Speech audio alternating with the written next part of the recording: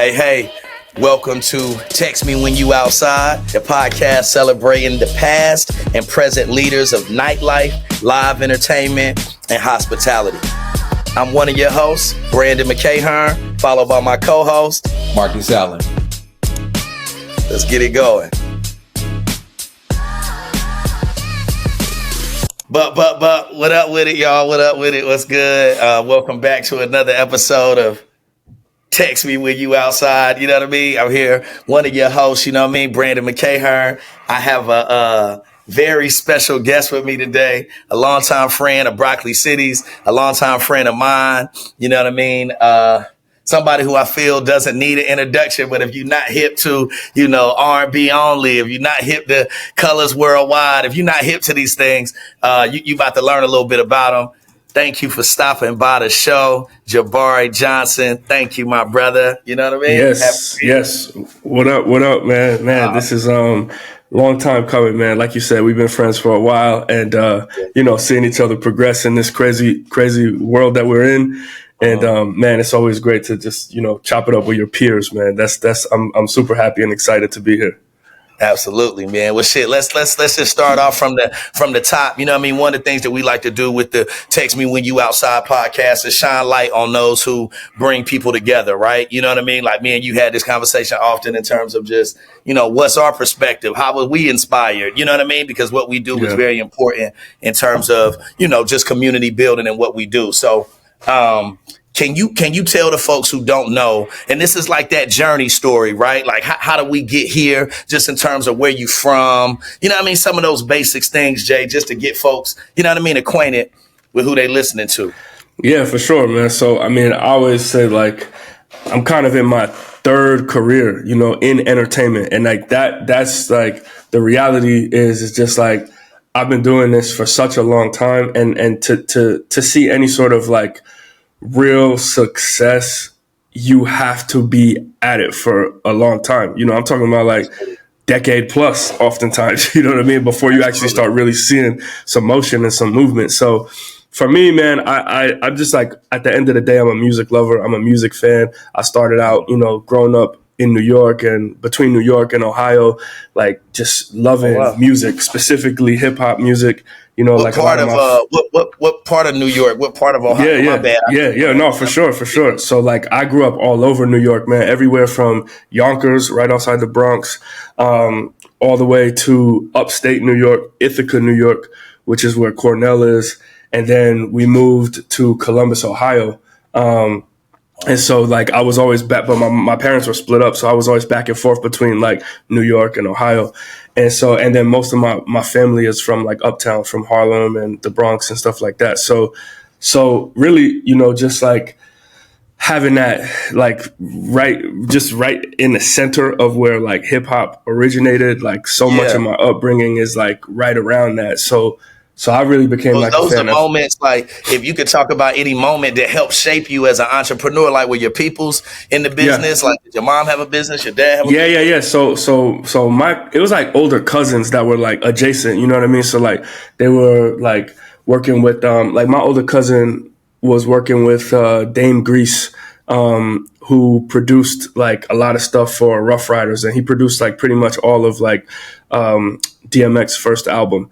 And then he had went and got a deal with Priority Records, and he had a group called Vacant Lot, and that was like the most I was connected to the business from like family.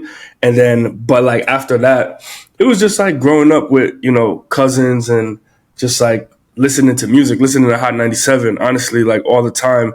And then the thing that made me really want to get in the business was watching the More Money, More Problems video and just seeing like the theatrics and the scale of like a music video like that.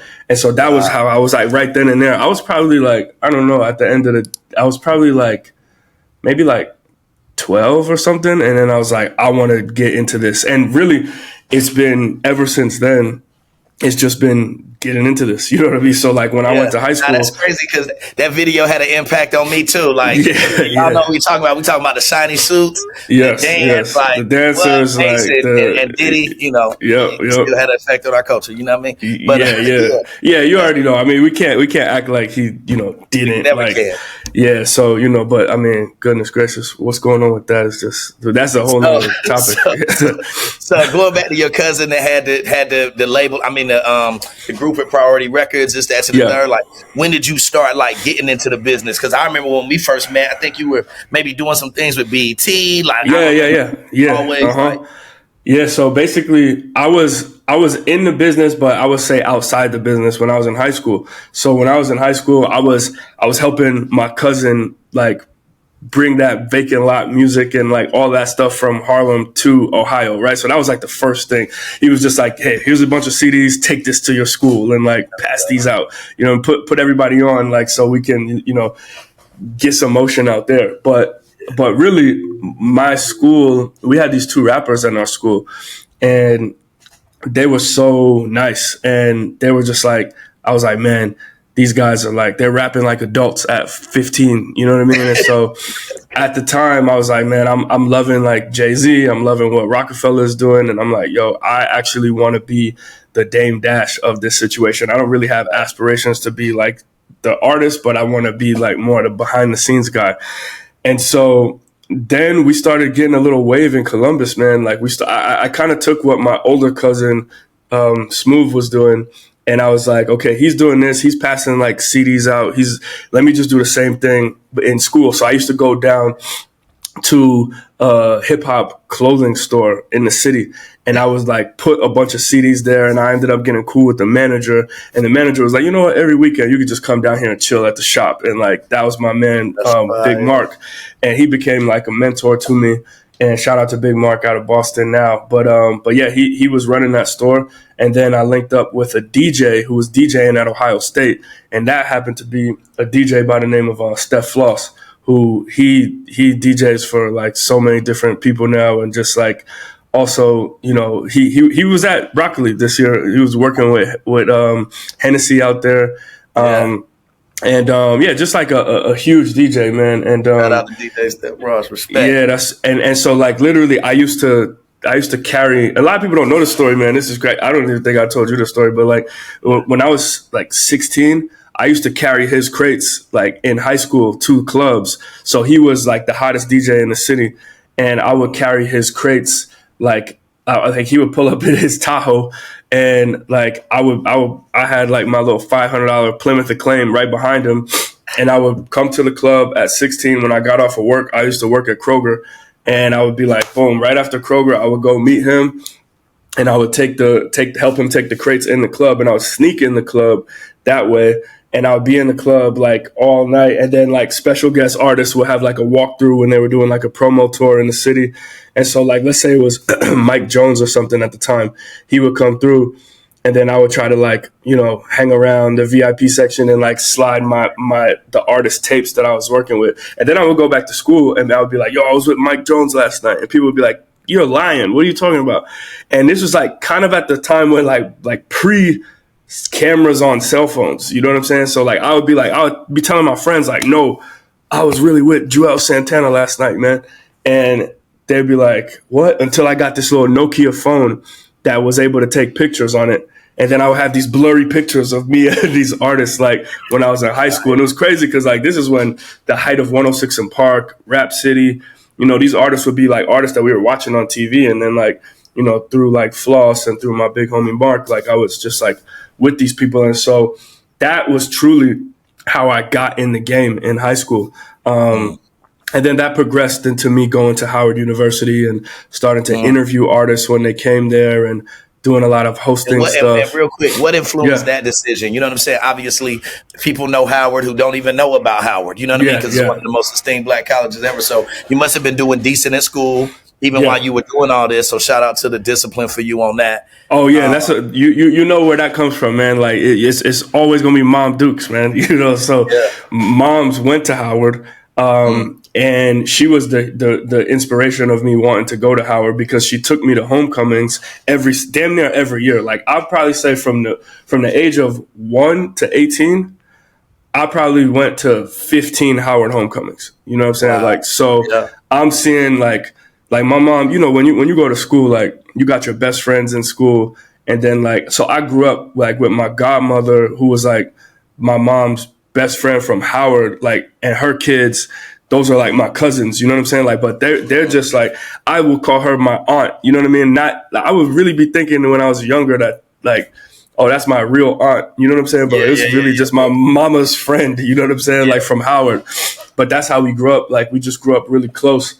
And so we would always go to homecoming. We literally grew up like on Howard's campus, you know what I'm saying? And so I got to, and then my mom had she had this like picture when I was 2 years old in the house, and it was me and my god sister, and it was like we were running around like on the campus, and they snapped a photo of us, and they said, and my mom blew it up, and she, like, when I got accepted, she had always had that picture, but then when I got accepted, she was like, I'm on my way to Howard University, you know what I'm saying? So it was just like, I always saw that picture when I was a kid running around Howard.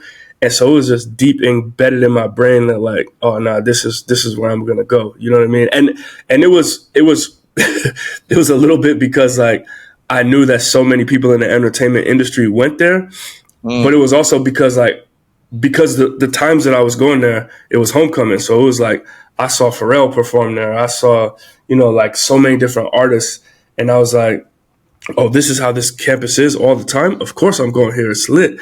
But little did I know that, like, it ain't like this all the time. Like, it's a real university, you know what I'm saying?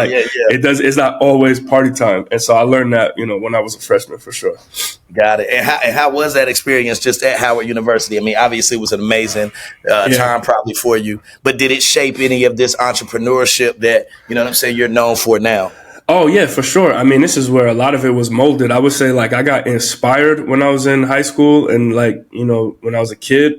But then a lot of my journey was, like, molded at Howard. Because the thing I always say about Howard is, like, Howard kids do stuff like they're doing it for real. Like that, like if you have a fashion show at Howard, it's going to look better than some legitimate fashion shows in the fashion world. You know what I'm saying? Like, and like when students at Howard throw concerts, it's going to rival like an actual concert. You know what I'm saying? So that's just I don't know what it is. Like, we just got a different hustle and mentality.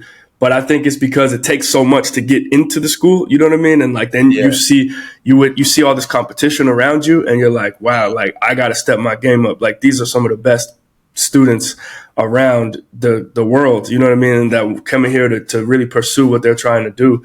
And so everybody just like pushes each other. And it's like literally, I was just at Complex Con running into like some guys who came up under me who are just crushing, like, shout out to my young boy Chase B, you know what I mean, like, who's Travis Scott's DJ now, you know what I mean? And like, it's like, I remember when he was coming up as a freshman, him and Jay Murphy and, like so many of these other, this class, you know what I'm saying? Like, that was like, they were looking at us like, oh man, what, we trying to surpass what they're doing. We see what they're doing. And then you just look at what people are doing now, you know what I mean? And it's like, it's really a testament to that greatness that Howard. Yeah, how did it start? Jay, like, did you throw a party? Did you? Yeah. It's all good. So how it started was I was interviewing people, right? So I was interviewing, like, I was in journalism school, so I was interviewing people for journalism class, right? But I was really, like, my major was advertising, but the concentration was journalism. Or sorry, the major was journalism, the concentration was advertising. And so I started interviewing people that worked on campus, but I was like, man, like, I'm interviewing like doctors in the hospital or like my professors, and I'm putting in like, just for class. But I was like, I really want this to be something that I actually do. I want to interview the artists that I love listening to, because I have this access to them because I'm helping put on some of the like meet and greets or the shows when it comes to campus. I'm in this group called EPP who's helping, do that. And so that's really what sparked everything, man. And then like when I started doing the interviews, they just snowballed, man. It was like first it was phone interviews, and it was like then it was like, man, I can start interviewing people on camera. And where was the interview going? Oh, the interview. Yeah. It was going on. Man, big shout out to my man John Gotti. It was going on smokingsection.net at the time. Wow, yeah. I remember Smoking Section. That's crazy. And then it also was going on hiphopgame.com. So I was working for like both sites. And once I told the artist like, hey, I could put your music or your interview on this site, you should let me interview you. That was the key. Like being able to not just being like, okay, I'm gonna interview you, and then like, because at that time they'd be like, well, where's it going? You know what I mean? Like that they didn't. You needed to put the interview on a platform for it to be like valuable to the artist. So and can you speak to the process of you being young and reaching out to those websites to be able? Oh yeah, I'll give you the exact So and this is I think this stuff still really applies today, right? So it was like I wasn't worried about money. I was just like looking for an opportunity. So I told the website, hey, I have access to artists that come to my school. I can give you content if you allow me to say I will put the interviews on your website. And then I told the artist, hey, I have a website that's the most popular hip hop website. If you allow me to interview you, it will go on the website. So and I still have this mentality, and I tell my staff this all the time. When you reach out to people, make sure that it's a no-brainer. Like always make sure that the opportunity is a no-brainer, that like because people are always going to say no. But if you know that it makes sense for both parties, you have a higher likelihood of getting a yes. You know what I'm saying? Because people still, even on no-brainers, people still say no. You know what I mean? Sure. So that was my thought process in that. And so, yeah, man. And then like I would just reach out to various artists, and it was on MySpace at the time. And I think the thing that really like took it over the edge was I became cool with Nicki Minaj, and I had hit her up on MySpace, and we just started talking on there. And I was like, hey, can you I wasn't even trying to get an interview at this point. I was just like, yo, you're one of the dopest female rappers out right now. Like, I can put your music on the website. And then, so she would send me like exclusives. She would send me like, I'm talking about like get out the studio and then like drop it to me on MySpace. You know what I'm saying? Like send me like a Dropbox link, and like I would get the records first from her. And so, how'd you meet Nicki? Oh, just through the MySpace. This is just through MySpace. Yeah, just hit her up on MySpace, and I was like, "Hey, like I'm working on this website." You know what I mean? And then she knew I was doing the interviews as well, and I was like, "Hey, I'm coming up to New York. I got an interview lined up with G Unit, and after this interview with G Unit, like, and this was when they had an album out called Terminate on Sight, I believe. It was like right after the first G Unit album. It was like their sophomore collective album." And so I leave the G Unit interview.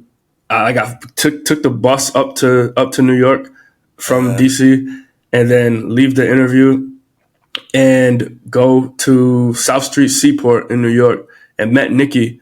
And she was just there, like she just pulled up Dolo, and man, we did this classic interview. That interview probably has like over 15 million views collectively. Like it's something crazy. It's like if anyone wants to go search it, just type in like Jabari Nicki Minaj, and you'll just see like me with no beard at like super young age, baby face, and Nicki just literally on the little South Street Seaport by the Hudson River, and we're just like going off for like, I'm asking her questions, but she's also like kind of flirting with me, like because she's playing up to the camera, and she's doing this with like all interviews, and she's like making me uncomfortable and nervous and stuff. You know, it's just like such a classic clip. Fire. And yeah, man. And so like that's when it really started. That I would say like when I was at Howard is how I really got into the game for real. And I was also doing stuff with like, so I was doing the interview thing sort of like on the journalism route, but then I was also working with artists like Graf, who is a big like underground rapper from New York. And he's really having a moment right now, man. Shout out to him. And I was like doing a lot of like social media stuff. Like people always knew me as a nerd who was like you know, just like because of like my family and upbringing, like I still have like, you know, like street ties and like understand like how to operate in like any sort of room. But at the end of the day, I was just always like a good, smart kid. You know what I mean? I wasn't really into Yeah. no trouble. I just loved music. And so I think like being able to sort of blend in like any sort of room and be myself and be comfortable is really what allowed me to like really make a name for myself in like the hip hop world. But then I could also like weave into these other worlds too. Got it. So in terms of, so you said like meeting the graphs and all that, like they would Yeah. just reach out to you like, yo, Jabari, you think you could, you know what I'm No, saying? no, no, no. Nobody would ever just reach out to me. I always like made it known as like this is a service I could provide, and at the end of the day, I could provide this service for free. Like I probably, man, I did so much stuff in college, and I probably made, I don't know, man, probably you're talking about my whole college tenure, all the stuff that I did over those 4 years. Probably made less than $5,000, you know, like doing work, Yeah. like, Yeah. and but it wasn't about that for me. You know what I mean? It was totally about just like the opportunity. And some of those opportunities it's just so crazy. Like, I mean, I was one of the first people to interview Justin Bieber in Wow. college. You know what I'm saying? Like, and What? you know, like, yeah, it's like this type of stuff and those type of relationships that like I created and made there. They just kept like, and I got the Justin Bieber interview because I was always interviewing Asher Roth, you know what I mean? And then Scooter managed both of I them. remember So it him. was like I was cool with Scooter, and he set the Bieber thing up because all the stuff I did with Asher, you know what I mean? Or like so much of the stuff that I did with Nicki, like all of these artists wanted to talk to me because they were like, damn, like he interviewed Nicki, then she blew. You know what I mean? Like, so what if, you know what I mean? And people were, a lot of this like game is monkey see, monkey do. You know what I mean? So a lot of people, once you catch something and you catch fire with something, like you really got to pour the gas on it because like everybody wants to do something that like the person who's hot did. You know what I mean? And so I realized that at a young age, you know. So I was just like, all right, cool. Like if I could just spread what I do out across to a bunch of different like people and just offer this like service, whether it be interviewing, whether it be like digital marketing. We didn't even call it digital marketing back then. You know what I mean? I was just like, I can get you hot on MySpace. You know what I mean? Like that was like what I was pitching to people and it was working. You know what I mean? Like Graph ended up having a song called MySpace Jump Off that was like we really like took to the next level, and you know we did a lot of damage with that song. And so like, you know, I was just always just like, I can help you with reach, you know what I mean? And at some point I started to, when I graduated, that's when I started to actually do that in a real professional capacity, and I worked at Capitol Records and I was doing that for the likes of Katy So how did that come Perry. about? You just went, you got an interview, like, you know what I mean? I know you Yeah. I mean, I like, graduated. I really thought that I was going to be like hosting 106 in Park or something like that. You know what I mean? Like yeah, that was the trajectory that I was on. But at the same time, TV was like, I didn't know it at the time, but I did know something was happening with like this internet, but I didn't know it was going to become to what it is now. But yeah. so I was still like, for me, I was trying to go from the internet to television. And in reality, like what I should have just been focused on was just like building an internet presence. You know what I mean? Like, because television was a dying medium.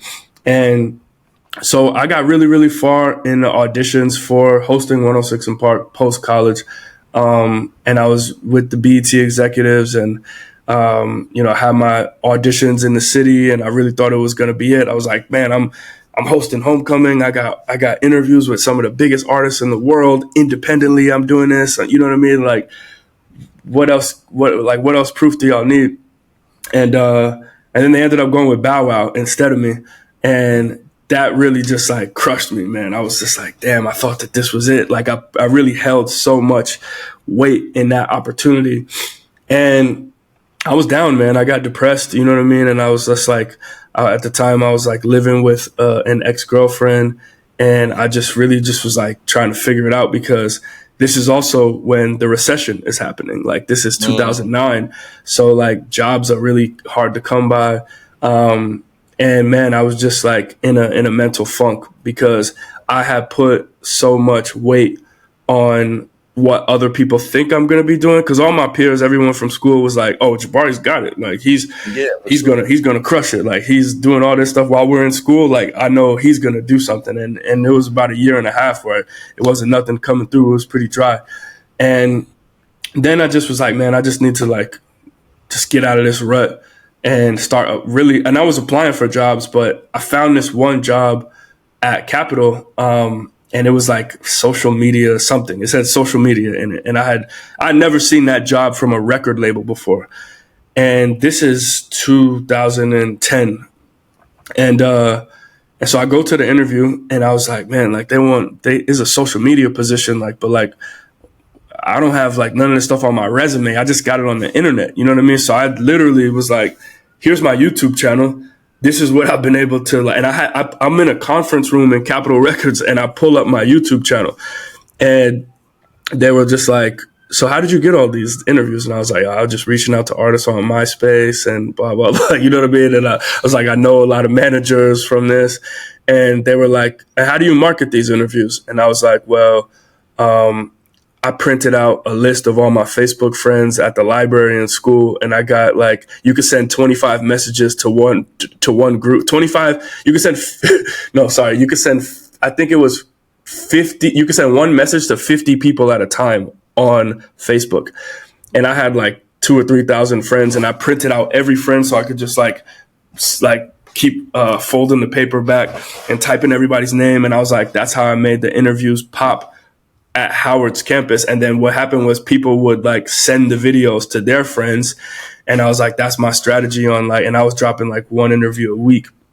And I was explaining to them all this and they were looking at me like I was, like I thought that they were looking at me like I was crazy, but in fact, they were looking at me like, oh man, this kid has a lot of ingenuity. Like this kid is really just down to do whatever, you know, like, and this is the type of kid that we need on the team to like help us navigate this new social media world because they never hired anybody for doing anything social media before.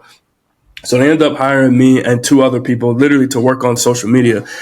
They gave us like we had an office, like we had what would be called like a regular office for a person, but we had 3 desks in a 1-man office. Like, so this was how like new this was, you know what I mean? Like, and because my background was mainly in video, they said, Jabari, we want you to focus on video. So I was doing all these like digital video campaigns, man. I helped Cali Swag District, teach me how to Dougie go platinum. I helped who is now known as Money Long, Priscilla Renee with her debut album. That was one of the first projects that I ever worked. I worked on Anita Baker's social campaigns. I worked on Snoop. I worked on Katy Perry. I worked on Noriega. Like I worked on just like so many. When you say work on, what's that mean? Like you were creating, like montages. I was creating like everything, man. Everything you could think of that had to do with digital video content. So sometimes that would be like lyric videos. Sometimes that would be like, sometimes that would just be like, what are we doing? What is our Facebook strategy? What is our YouTube strategy overall? And I would like develop the plans for that. Sometimes it would be like with Cali Swag District, man, we did Teach Me How to Dougie when that record was like booming. So many people were doing the Dougie like in professional sports or like just doing like how-to dance videos.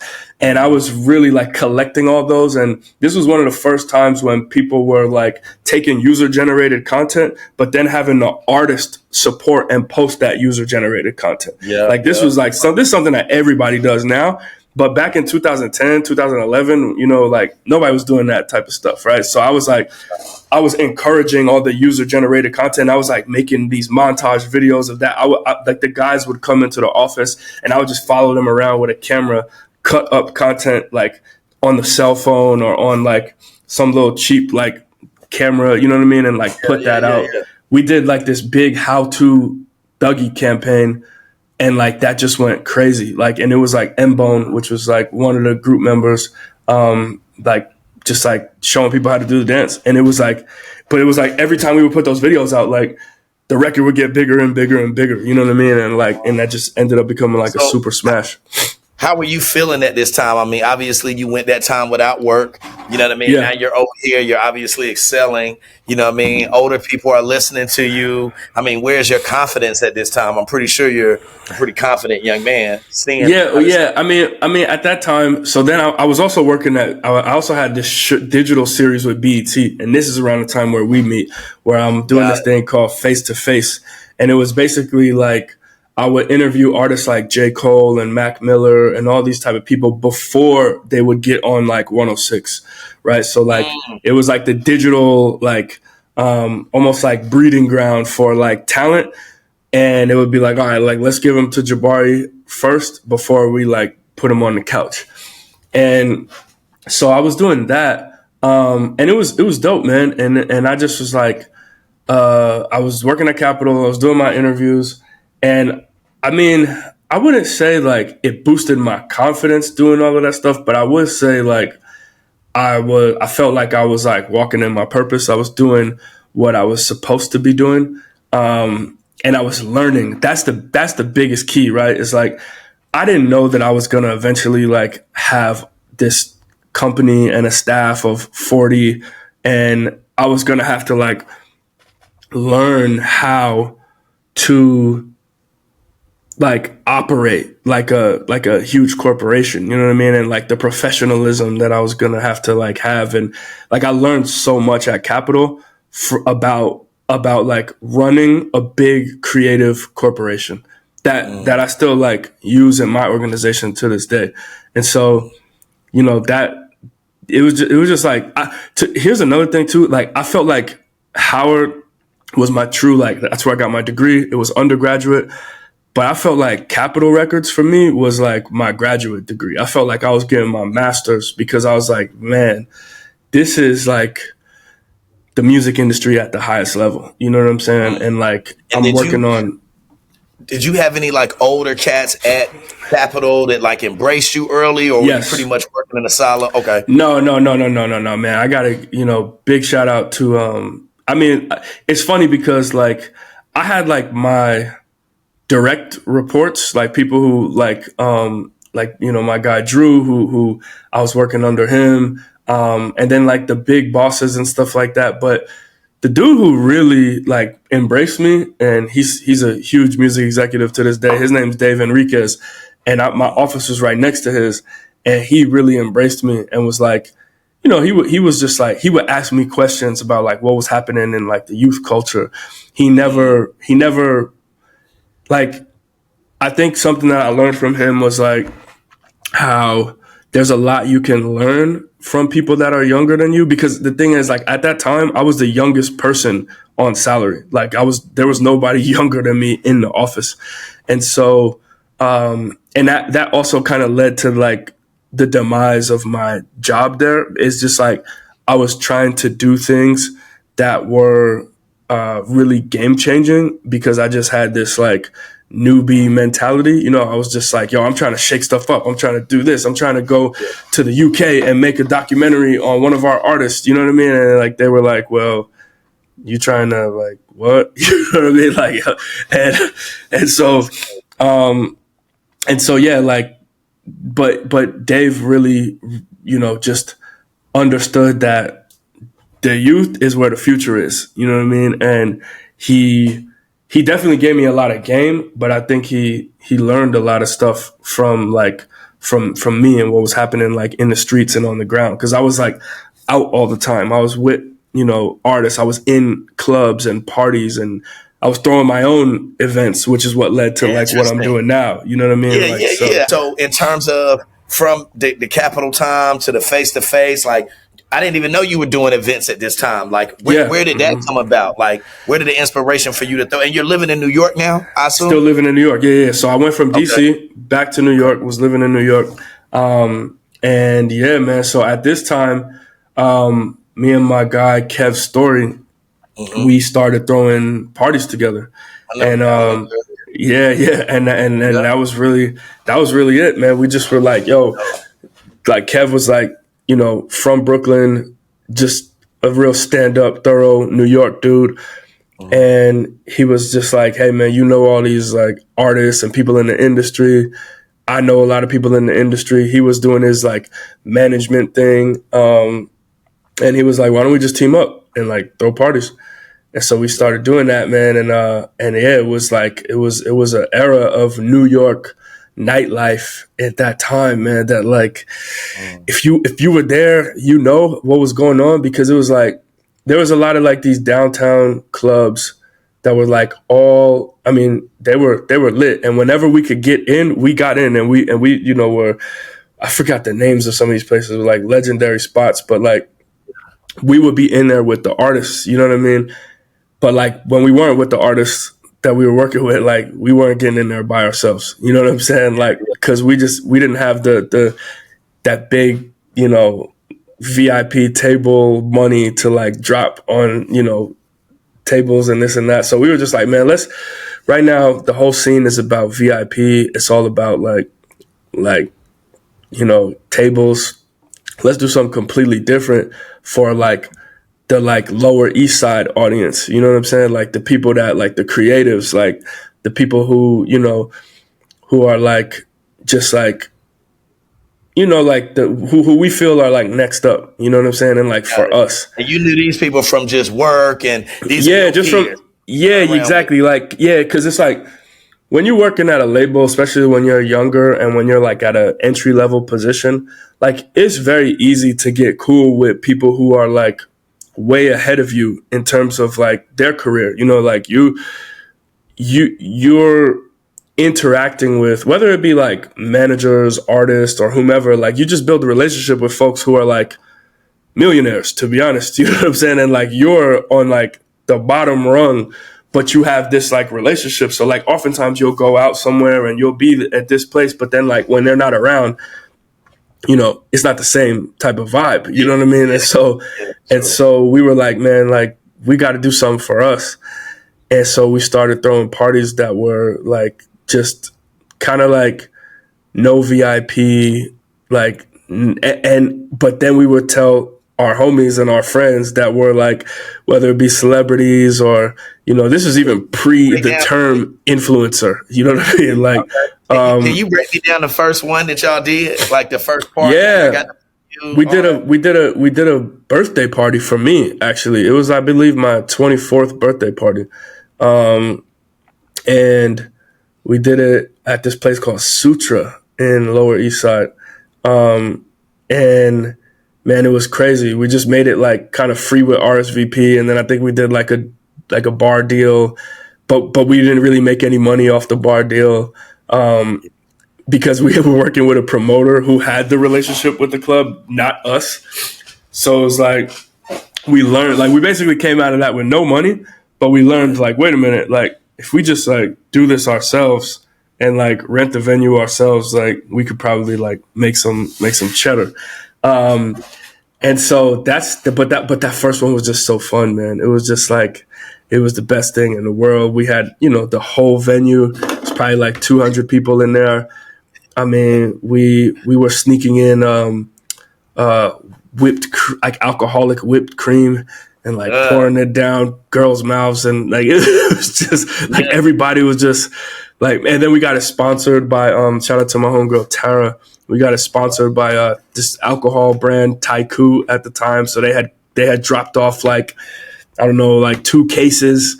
Uh, And we were just, man, it was just like we were, like I said, we were already in the game and we were already like working, but it was like, this is something that's just ours. You know what I mean? Like we're just doing this, like we can just do this on our own.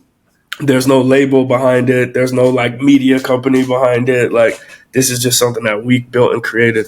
And so that evolved into something called Surprise Party. And we ran Surprise I Party for remember about that. 2 to 3 years. Um, Got it. and yeah, man, did it in 3 cities: New York, DC, and LA. And then me and Kev sort of like split ways. And then I started Colors Worldwide. Well, I really started Colors after that, and that was just a hip hop party.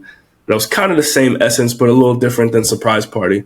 but really focused on like hip hop, no VIP, and just like really, really wanted people to have like an amazing time. And at the end of those parties is where we used to play specifically R&B music. And that's how, like, one day I just turned the music down and I was like, hey, if I did an R&B only event, would you guys come? And I literally said R&B only on the mic. And that's how our R&B only was born, like years after all of that. Yeah. And now we're 10 years deep with R&B only. I obviously want to get into R&B only, but I want to chat with you going back to like colors and just the whole thing about, I keep hearing you say like, yo, no VIP, no like I see you stand on that. You know what I'm saying? Like, I used to, I would say. Yeah. What was it about that at that time? Was it kind of like, yo, you had the free the people mindset? Like you felt like you was like Robin Hood? Yeah, you know what I mean? Yeah, I just thought that like at that time, it like people's experience. And again, because like I still don't really consider myself a promoter. You know what I mean? Like, and I'm not like someone who, like, I didn't understand the mechanics of that world and why people sell VIP. Like, I mean, it's just simply like, now that I know, it's just like margin. You know what I mean? Like, it's just like higher margins with those type of situations when you're selling events and when you're selling tickets and when you're eating off concessions and bar sales.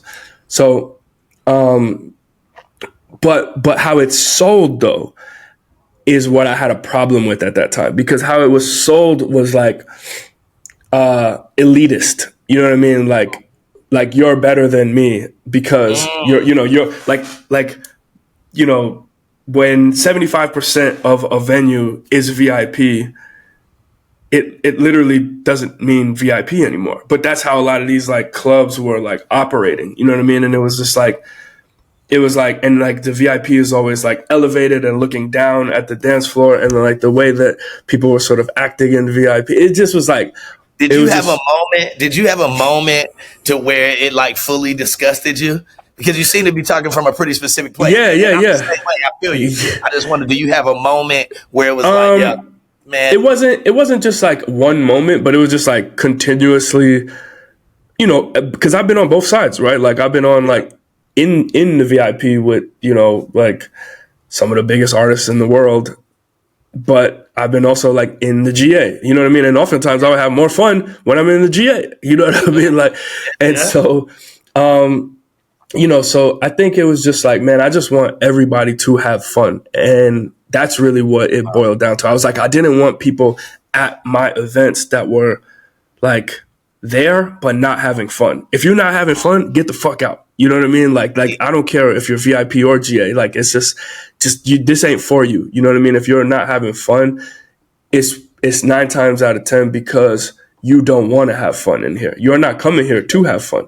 You're coming here to like look a certain way and feel a certain way in yourself, and like that's just like not the type of experience that I was trying to provide. So when we like now at our shows, we definitely sell VIP tickets, but we sell VIP tickets in a whole other way. Like VIP for us is about comfort. It's literally because it's like a VIP ticket 9 times out of 10 at an R&B only show gets you access to first come, first serve seating. And it's like a lot of women don't want to be standing up all day. And so, we give you the option to be able to sit down, but you have to pay a little bit of premium for that. For sure. Makes all the sense in the world. And going back to Colors Worldwide, right? So you, Kev, y'all went y'all separate ways. Are you still living in New York? Is this when you moved out to Los Angeles? Yeah. I was like, one day you just moved to LA when you had just got over on the West Side. Yeah. But is that because I know about the comedy show, like you did many things, but just in terms of like Colors itself, Colors Worldwide, like does Colors have a specific thing to you? Is it a reason why you call it Colors? This is after Surprise Party. No, I gotta shout out my boy Modi, man. Modi in DC, who's like he gave me the name Colors, man. Like, to be honest, we were just like chilling. we were in a hot tub with the few ladies back in the day, and he was just like, "Call it Colors," and like all the girls are like, "Yeah, that's a good name," and I was like, "All right, cool." Like, and I was like, "What does it mean?" And he was like, "It doesn't mean anything. Like, it's just." But he said something that was really important to me. He was like, he said something along the lines of like, the fact that it doesn't mean anything makes it accessible to everybody. You know what I mean? Like, fire. Shout and I out was to just Mo. like, man, like, yeah, man, Modi's a genius, man. And Super Modi. yeah, sir. And so that's what the name was, man. And after that, the party was just named Colors. But then I decided to turn, once I've realized like you have to, because man, I was like, you know, when you start in this stuff, right? Like, I was taking money from the door, man. I was doing this in 3 cities. I didn't know about no bank accounts and LLCs, and you know, I was taking the money, stuffing it in a backpack, and getting on a plane. You know what I'm saying? With like 6,000, 8,000 cash in my backpack, bro. They would look at me at TSA like, because I'd have cash, like just wads of money. You know, going back and forth from LA to DC to New York, because I was doing one party in each city monthly. And at the same time, I'm still like doing my content creation thing, and I'm still like, you know, like trying to figure out that world. But this is the thing that was like really bringing in money. And so I was just like, and it was just me. I was a solopreneur at the time.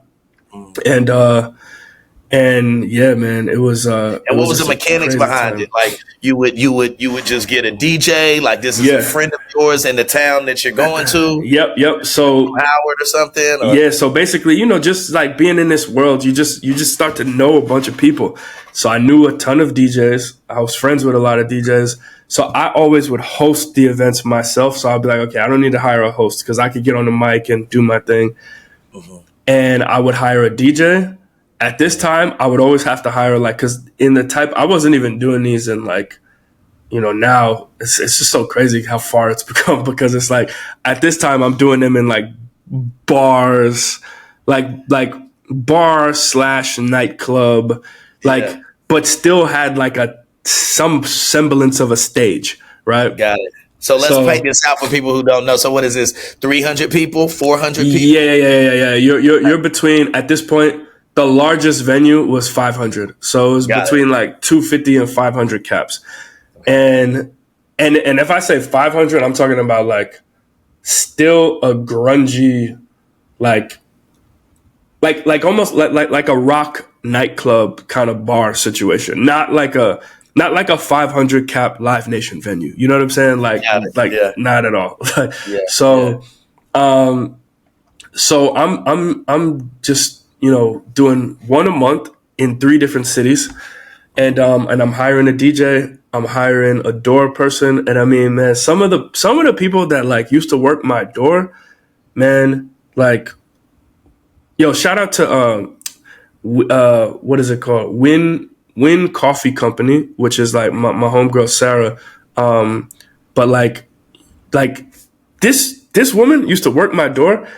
You can now buy her coffee in every Target in America. Like, you know what I'm saying? Like literally, like, it's just, at this time, man, this is what I'm trying to tell people. Like, you have to get with people who are like just like-minded and doing something, and who just like want to see each other win and progress, because it's like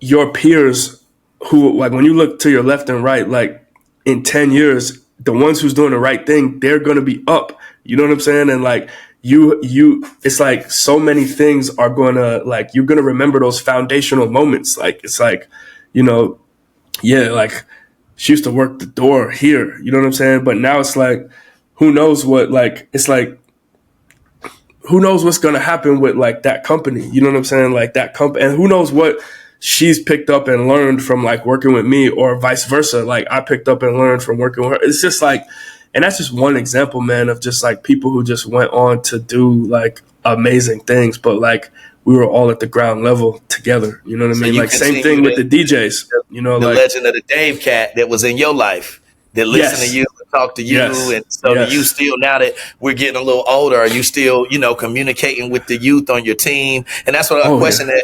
that, we actually have for you is like, how do you get to your staff now? You know what I mean? Like, how did you Yeah. develop this team? How did Sarah even meet you? Like, is this Yeah. you had an Instagram? She reached out? Yeah. Yeah. Man, at that point, I don't even remember with Sarah, man. Like, I don't even remember how she, like, I think it was just like mutual friends, man. You know what I mean? Like, just like being like, yo, I need somebody to work the door. And this person's like, yo, I can do it. You know what I mean? But I think like as it progressed and as we evolved, like somebody like a Sonia on my team, who's pretty much like one of the Shout out to long, Sonya for helping us long standing, schedule. yeah. She's started out as like an assistant, and now she's like the operations director. She just like has so many people under her. She runs huge chunks of the company. You know what I mean? Has so much responsibility and has just become an amazing leader. And she just was interning at Complex and just applied. And I will say this, like every one of my full-time employees, I would say so no, every single one of them started out as like an independent contractor. So they started doing something that was primarily related to just shows. You know what I mean? And now we have 10 full-time employees and we have about 40 plus contractors that just work on show stuff. And so it's like, yeah, everybody started by like just being like, hey, I'm available. I can do this. And then it's like this progressed into that. And like they started wanting or showcasing the skills that would afford them like more responsibility. And yeah, man. And that's really how like it started. Like it's just our company is such a non-traditional company. You know what I mean? But like at the same time, there's certain things that we have to implement that like you have to have like traditional sort of mechanisms of growth and hiring and this type of thing. Like you have to start to like, implement those type of things. For But at sure. the same time, yeah, there's something to being like a small team and, just like growing organically. There are some people that like, I would say, like we've always had like, job postings and like places where you can apply and stuff like that. But it just so happens though that like all of the full-time people that have like stayed, yeah, none of them have like applied from like a traditional job posting. Got it.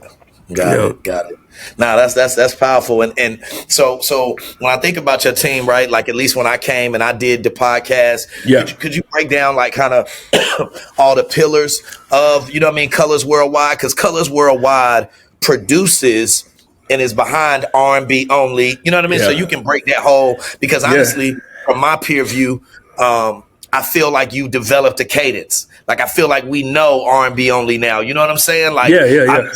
you was in the know, you knew Jabari, you knew like, oh, you know what I'm saying? He doing his thing, whatever. But I feel like now you are, culturally like, you in the mix, you know what I mean? Like, Yeah. and Yeah. I just wanted to know why you think that it resonates with folks like that. And then could you also break us down with how it's set up? You know what I mean? Yeah. Like Yeah. Yeah.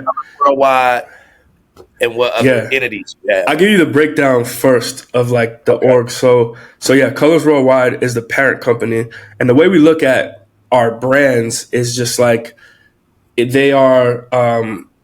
That's the simply. I don't think there's any other way I could put it, but like Colors Worldwide is the organization and the company, and then we have brands underneath that, right? And so Yep, like yep. we look at ourselves as like what we like to call a genre amplification company. So we try to take Right. like underserved genres and then amplify them through live events primarily, but also through like media and through like merchandise. And so like those are our pillars. And so the flagship one is not necessarily the first one, but it's the one that we are most known for is R&B Only, right? And it's the most successful one, hands down. And so R&B Only, underneath that brand, primarily people know us for live events, right? So the show that tours and that's in its 10th year now is called R&B Only Live. And that's the DJ driven, like might I add, all female led, DJ driven Shout out to that. experience. Man, appreciate it. And yeah, it's just like I always like to describe it for people who don't know as it's like an EDM show with the effects and the screens and the production and that type of thing, but for R&B music. So Fire. it's a host and DJ on stage taking you on a journey of R&B music from past to present. But the way that we do it is like super unique. The sets are always changing and evolving. There's a lot of interactivity between the crowd and what's going on stage. And then there's this whole other like element of social, to be honest, like, and bringing people into the world and into the show, but from a social media perspective, you know what I mean? So that's what we're primarily known for. But that has branched out into like everything from like us in the live space, from us like producing other people's or producing festivals with other guest artists. That has branched out to us like helping to sell other artist tickets and promote other artist shows. That has also led to us some things I can't just talk about yet, but like people will see in the future. I'll just say like maybe like destination experiences and that type of thing. Sure. So like we just have a really robust live business as it relates to that brand. Now, And why do you think, you know what I'm saying? I'm pretty sure you're about to answer this. Sorry to interrupt you, but why do you think it resonates so much with folks? I mean, you've created different things. You had the colors, regular party. Pretty sure that was a vibe. I think I've been to a couple. You had your comedy joint that you did, and we didn't really dive in on it, but I remember that shit. That shit was a vibe. Why do you think the R&B Only has done what it's done for your company? Yeah, I would say, man, it's a few things, but I would say the first thing is that it's what I said earlier, right? Is like the genre overall has truly been underserved. Yeah. So and 10 years deep into this thing, to be very honest, I think it's still underserved. And I think there's still a lot more to be done.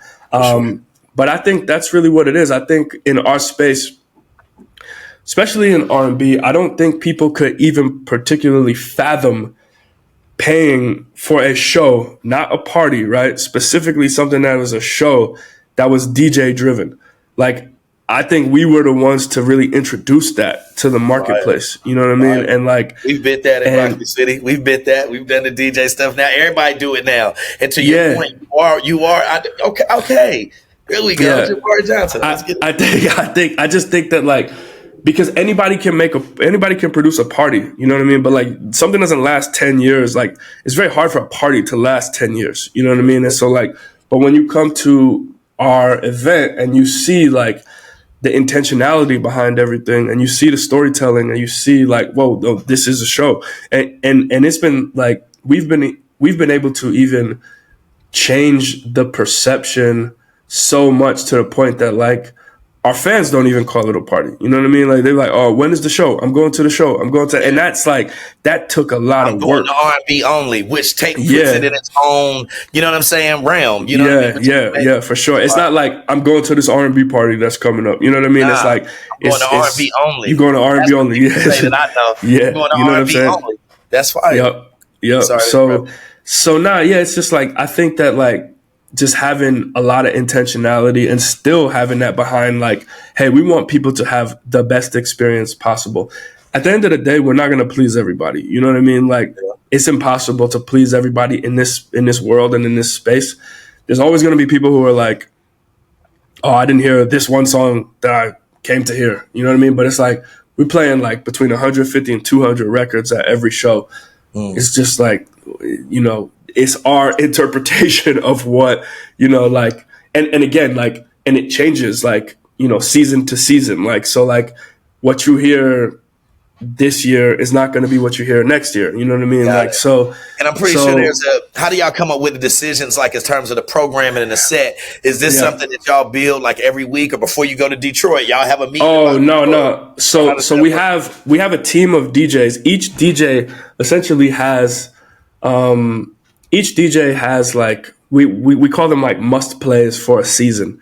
That's deep. That's fire. And then the DJs kind of go and we have, sets, various sets, right? Like that they're tasked to them program with their own sort of take on what they want to put into that. And then that comes to me and our music director, and we sort of like pick apart and build like collectively. So, it's very much like, so it's like every DJ's show is going to be unique, but there's going to be some through line in a particular touring season that's going to, hit on certain songs. And then there's going to be these like specific sets and moments that take, the attendee through the show. That's going to kind of remain the same. So it really is something that like we spend a lot of time on, to be honest. And that's the difference with like, and again, that's why like, it's the same thing as like McDonald's, right? Like McDonald's might roll out a new item on the menu in one region, but they're not going to shake up the whole menu. You know what I mean? Like you're not going to get a hot dog at McDonald's. You know what I'm saying? Like, but so it's like that. It's like it has to be like quality enough and the same enough so that like it doesn't matter who's DJing. Like the experience is still the same for the consumer, right? Got it. Because that's the only way it's going to be scalable. Like that's the only way that we're able to have like 3 events in one night, you know what I mean? Or that type of thing. Yeah. And I think that's another thing that like sets us apart from a lot of people, to be honest, is like I still haven't seen that. I still haven't seen other brands like be able to scale. Like there's one night on this tour, I think, that's coming up, I think, where we have 4 shows in one night. It might be 3 is the max, or it might be 4, I don't know. Yeah. But like what I'm saying is that like that takes a lot of work on the back end. Like that's just simply scale. That's simply scaling a business. And I think that like a lot of people in this world, why live shows and events, I think a lot of people get into it like with the mentality of not I'm going to scale a business, but they have a mentality of like I'm about to hit a lick. You know what I mean? I'm about to like make a flip. I'm about to like turn 5,000 into 10,000. And it's like you could think like that, and there's plenty of people that do, but I think that longevity, if you want longevity in this space, like you have to think about it like a business. You know what I mean? Like it can't just be like a quick flip. That's powerful. I wanted to say that before we got off in terms of you being extremely, vocal CEO, entrepreneur. I may go on LinkedIn one day and see a medium from you where you're very vocal about these things. Where does that kind of come from? Like, do you feel like it's a, responsibility of yours, being that you are entrepreneur, to like just lay things out? You seem to be very informational. You don't hold things back. You seem to be very transparent.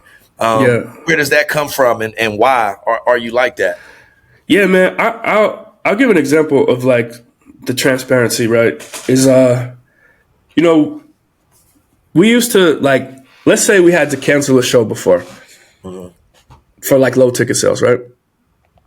We used to say things like,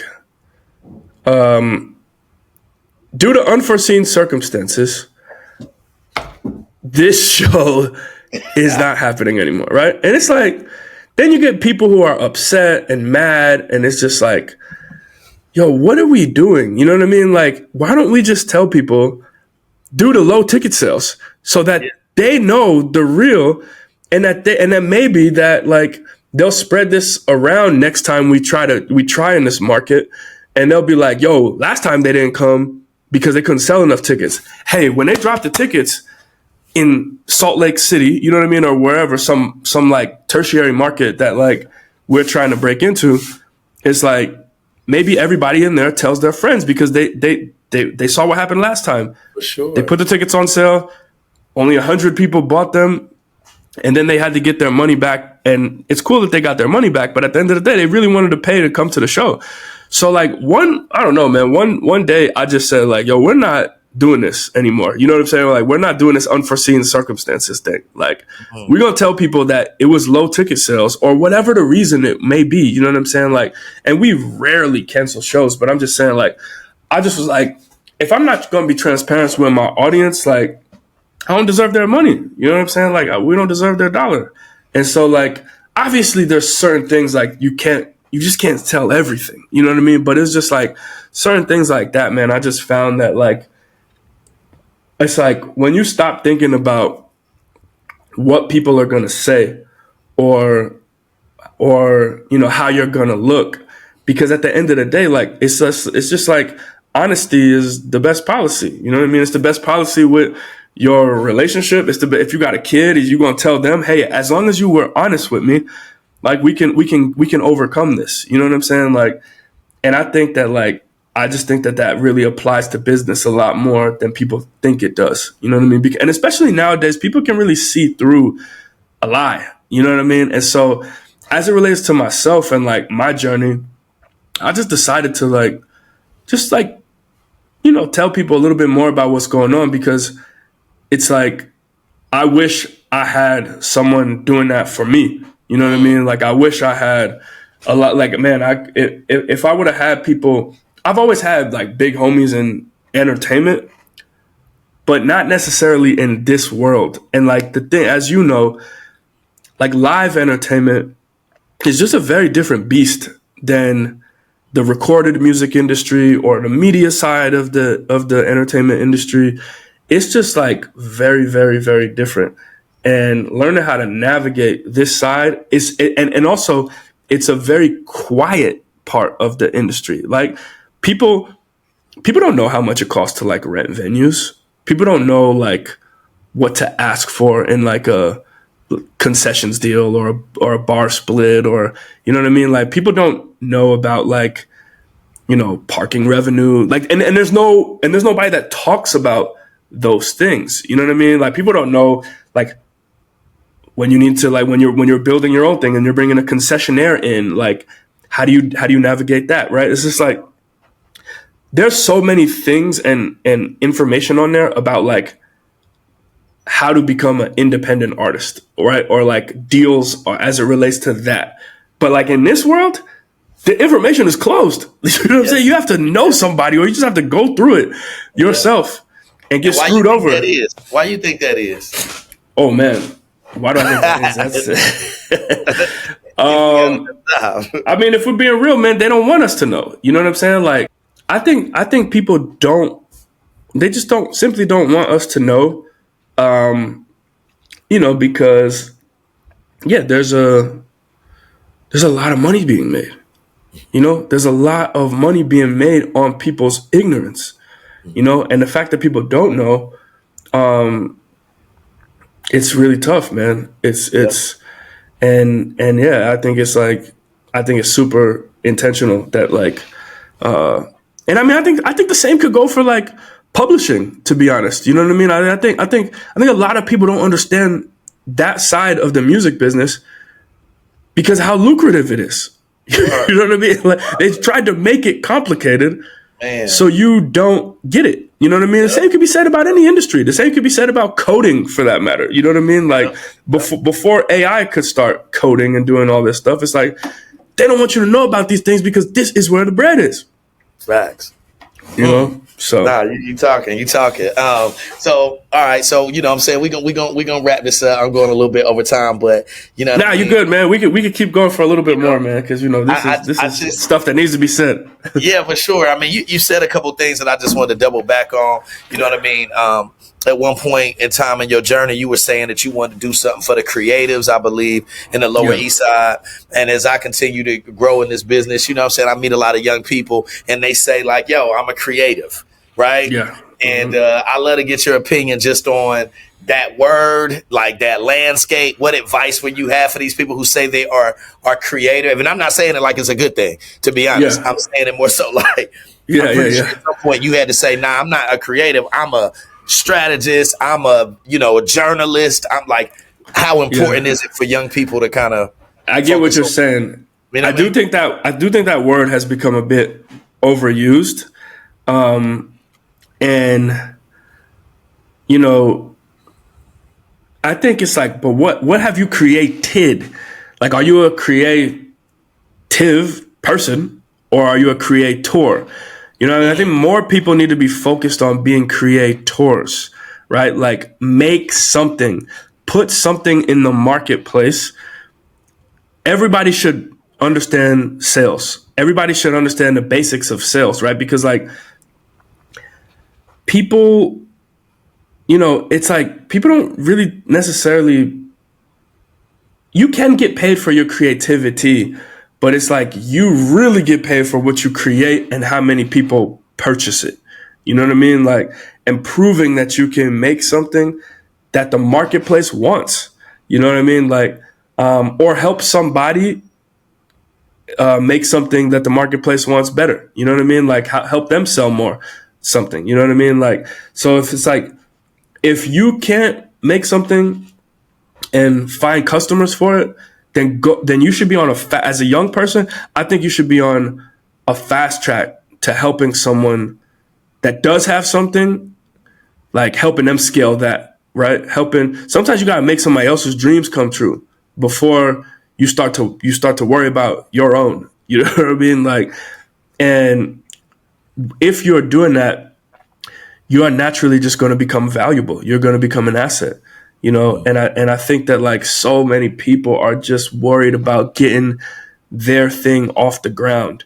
And their thing might not be the thing that the marketplace wants, but their homies got like an incredible product or clothing line or, idea for software or whatever the case may be, or event series or whatever that actually has some motion and actually people do want to get behind and get involved in. Is like, go and join that train and make that thing pop, because then you're going to be able to, it's going to be a lot easier for you to do whatever you want to do after you've had some level of success building something. Fire. No, that's phenomenal. And something else that you touched on that I want to hit on real quick is you had spoke about honesty in relationships, right? And when we all was coming up and doing this thing, we had friends, we lost friends, we whatever, right? In hindsight, looking back on your relationships as a young black man coming up in this game and having homeboys and whatever the case may be, right? And y'all may, go your separate ways or whatever the case may be. It just really stuck out to me how keen you were on honesty. You know what I mean? Mm-hmm. And it seemed to come from a place of conviction, like, yo, I've been through this. I know for a fact that honesty you know what I mean? That's just the way you stated it. If we rewind this interview, you know what I mean? I say all that to say, with young men who are out here and they got their partners, they got their squad, they got their whatever that might be. You know what I'm saying? What advice would you give them as they're continuing to build their business together? They're all learning together.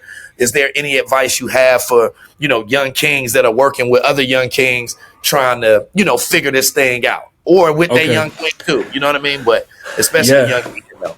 Man, I think this is key. Have the hard conversations as fast as possible.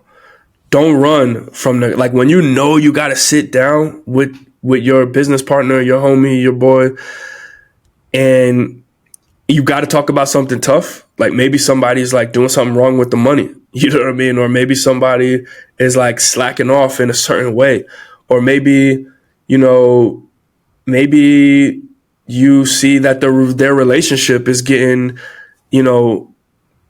is impeding on the business. You know what I mean? Or something. It's like people wait to have hard conversations. But here's the thing about hard conversations is you ain't never going to have to stop having them.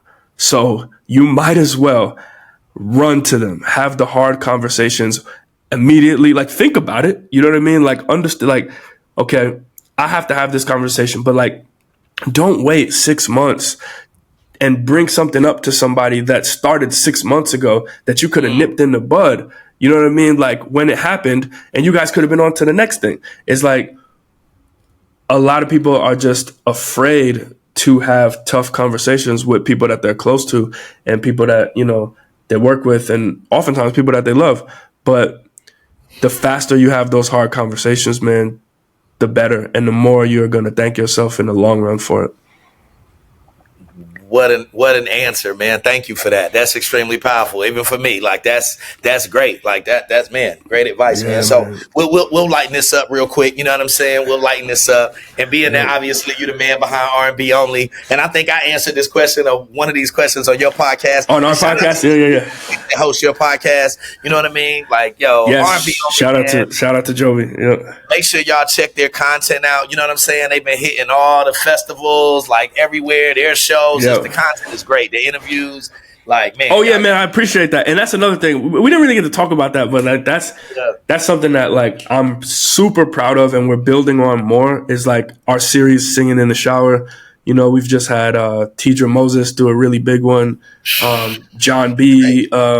We've had Alex Isley. You know, and we've got some Eric Bellinger. You know, like.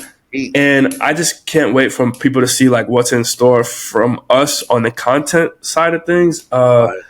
Because nowadays I think it's really important, man. This is what we're doing with you, right? It's like you can't just ask people to buy tickets once a year for things. You know what I mean? Like you gotta have more to the brand than that.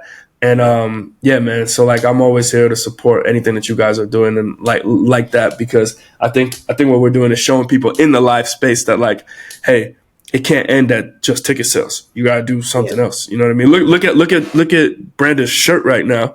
You know what I mean? Like you guys probably have the top festival merch in the game. Like y'all's merch is like incredible, man. Like so you guys have to just, if you're trying to get into this space, understand that like the tickets portion of it is one thing, but in 2025, if you're just selling tickets, you already lost.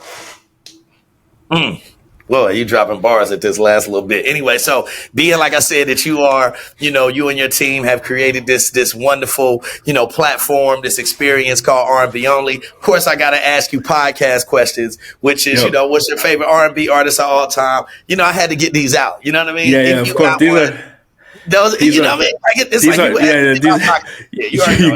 got to.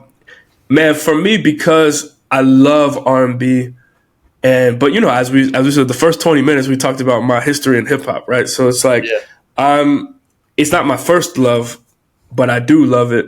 But I would say, man, my favorite R&B artist of all time, it's super cliche, but it's gonna be Usher. Like, I don't think, you know what I mean? Like anybody, for me, like he just spans so many generations. You know, I just went to the Past, Present, and Future tour the other day. Shout out to my boy DJ Mars, who was DJing that, and I also went to the Vegas residency. You know, and it's just it's just like a no brainer for me, man. Like for Usher. So.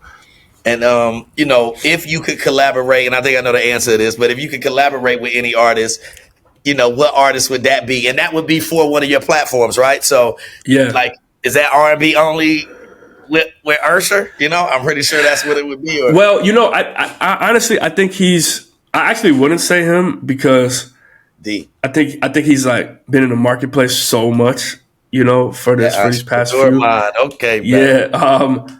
I would say a dream for me. I'm gonna tell you who's gonna be a dream for me, to be honest, because I think she needs to see the power of the R&B only audience. We've worked with a ton of artists and we had a bunch of artists on our stages, but I think Ari Lennox, man, needs to. I think I see she's having a lot of issues with label and with, you know, she's very vocal about the issues in her career. Yeah.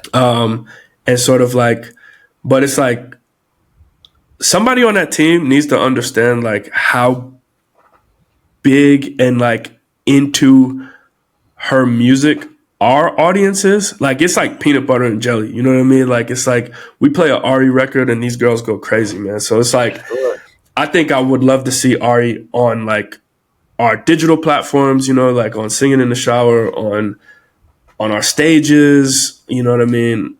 Podcasting with us. Like there's just so many things that I feel like we can do with her that where she will feel appreciated. I think from what I've seen her talk about recently, it feels like that's the thing that she's lacking. Like, I don't think that she feels appreciated at this stage in her career, but I think she has to be like in front of audiences like ours to really get that appreciation.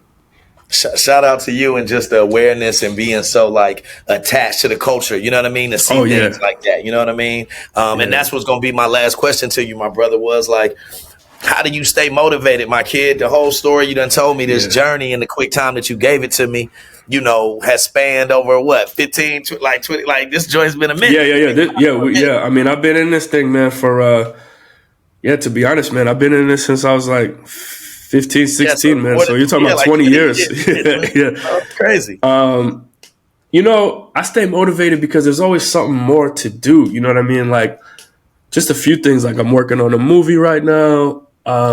You know, starting a completely new brand in the country music space. You know, we've had 2 shows for Y'all Country so far. And we're working on our North American tour.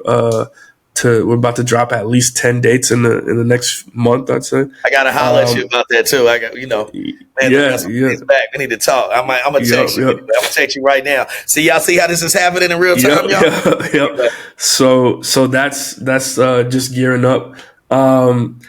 And you know, like, I mean, there's just more to conquer, man. You know what I mean? Like, there's you know, we're working on music, putting out music as R&B only. You know what I mean? Like, we've already got records done. That's fire. You know, like, and doing stuff in unconventional ways that, like, whereas I love doing stuff that, like, nobody is thinking about. You know what I mean? Yeah. Like, they're like, oh, they're not gonna think that we about to do this. It's like, I don't think people thought that Colors was gonna launch a country brand. You know what I mean? So it's like, yeah.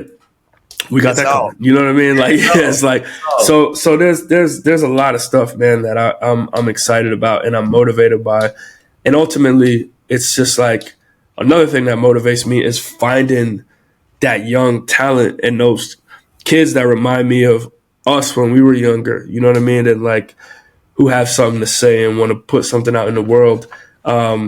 And seeing how that can, like, align with the goals and the missions of my company. You know what I mean? And if there is a young person, my bad to interrupt you, but if there is a young person that's listening to this and watching this, how can they go about getting in contact with you or somebody from your staff? Yeah. I would say, man, the first thing is just like, you know, we keep the info email like super open. So like, if you have something that you're working on and if you're pitching something, it's just info@colorsworldwide.com. And just like, let us know what you're doing. Again, like, we don't really particularly need people at the moment to like just work, right? But if you have something that you got going on that's just like, okay, like, I think this should something that should be at least on their radar. Like, we want to see what you're doing, not necessarily like, oh, we just want to like bring somebody on that can like answer emails. Because to be honest, like, a lot of the way this AI thing is going and how it's implemented in like every one of my employees' work, and like I spent the past 6 months really like diving in and making sure that like everybody is using this to their advantage. Like, to be very honest, it's like, it's making it so that like a lot of the busy work is not necessary. You know what I mean? Like, and it's not like we don't need people to do that stuff. So like, it's really, it goes back to what I was saying before, is like, what have you created? Are you a creator and not just a creative? You know what I mean? Like, that's what's going to be extremely valuable moving forward. That's a great way to end it. You know what I'm saying? Are you a creative or a creator? You know what I mean? I love that. And both of them hold value. You know what I'm saying? Yeah. But you got to bring some value to the table. No, that's great, man. Thank you so much, Jay, man, for the time. I truly appreciate you. Of course, man. You guys can find everything on social. The big thing I want you guys to follow, which is the primary brand, is R&B Only. So it's R&B Only. Across all socials, man. TikTok, Instagram, rnbonly.com/calendar is where we just announced our I think we got 43 shows up right now for the 2025 10-year anniversary tour. So pull up any city that you're in. I mean, I would say like we're only an hour or two away from every major city in America, right? With 43 cities, there's gotta be somewhere where you could pull up to. So please, come see us on this run. And then for me, it's just Jabari on everything. So at Jabari on Instagram, on X, on everything. But yeah, I'm trying to think of any other stuff. YouTube, yeah, same thing. Definitely hit our YouTube though. YouTube.com/R&B only. We got a lot of planned for that this year. Fire, man. I appreciate you so much. You know what I mean? Like, yes, sir. Thanks for everybody tuning in to this episode of Text Me When You Outside. You know what I mean? We out.